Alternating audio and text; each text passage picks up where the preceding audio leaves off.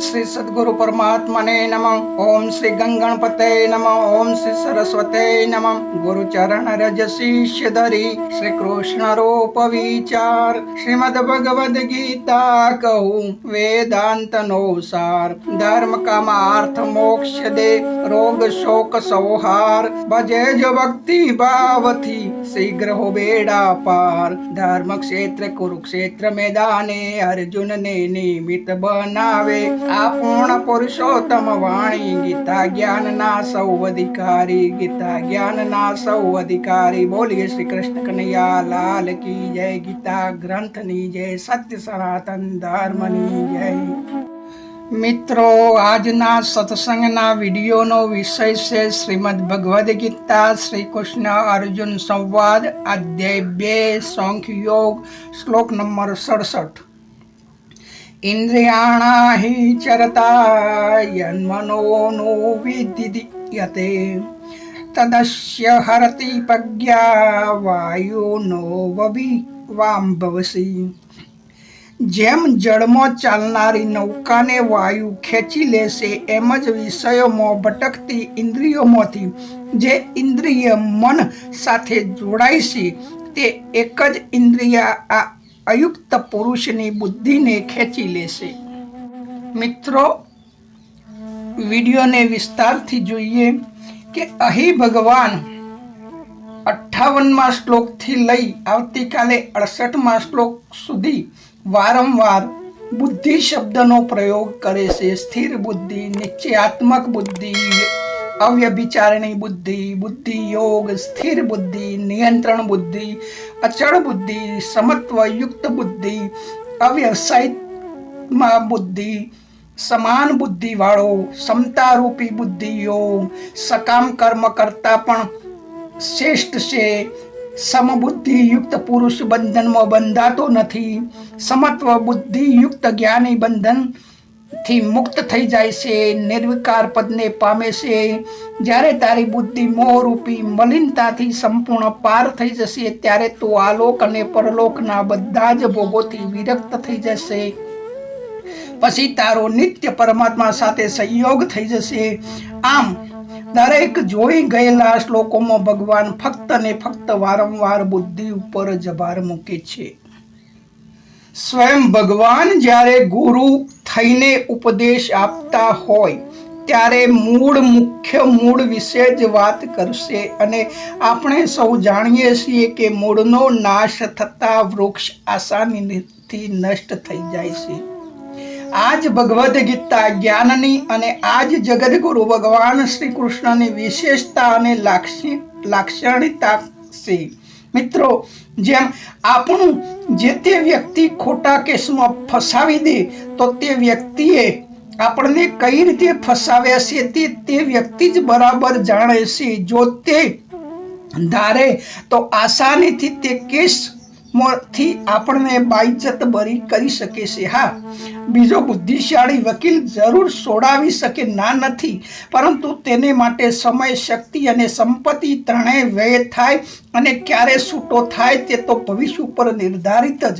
પરંતુ જે વ્યક્તિ આપણને ગમે તે કારણસર આપણને ફસાવ્યા હોય તેના શરણમાં તેના પાસે જ સીધા જવાથી આપણો જલ્દી છુટકારો થાય, કારણ કે કેસ કરનાર એ છે અને કેસ પાછો ખેંચનાર પણ એ જ છે। ટૂંકમાં આસાનીથી ઝંઝટ ખત્મ કરવા માટે જેમ શાસ્ત્રોમાં કહે છે કે ભગવાન એટલે કે બ્રહ્મ પરમાત્માએ પોતાનો અંશ પ્રગટ કરી અને તેને જીવ બનાવ્યો, જે 84ના ચક્કરમાં ફરી વારંવાર જન્મ મરણ ના થપેડો ખાતો પારાવાર સુખ અને દુઃખ વેઠે છે।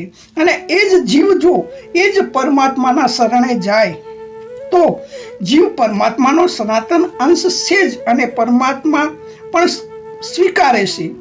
પરંતુ તે વ્યક્તિ અનેક વકીલો, જજો ને વિનંતીઓ કરે, પગ પકડે, પરંતુ પોતાના પર કેસ કરનાર વ્યક્તિનો જ વિરોધી બની રહે તો વ્યક્તિ કોર્ટ કચેરીના ધક્કા ચક્કર ચાલુ જ રાખે છે. તો મિત્રો આજના શ્લોકના વિષય ઉપર કે બધા જ આધ્યાત્મિક શાસ્ત્રો પરમાત્માને પામવા માટે ઇન્દ્રિય નિગ્રહ કરો, વિષય નિગ્રહ કરો, પ્રાણ નિગ્રહ કરો, શ્વાસોશ્વાસ નિગ્રહ કરો, મન નિગ્રહ કરો, કુંડલીની નિગ્રહ કરો, ધ્યાન ધારણા સમાધિ કરો, બધું કરો બતાવે છે.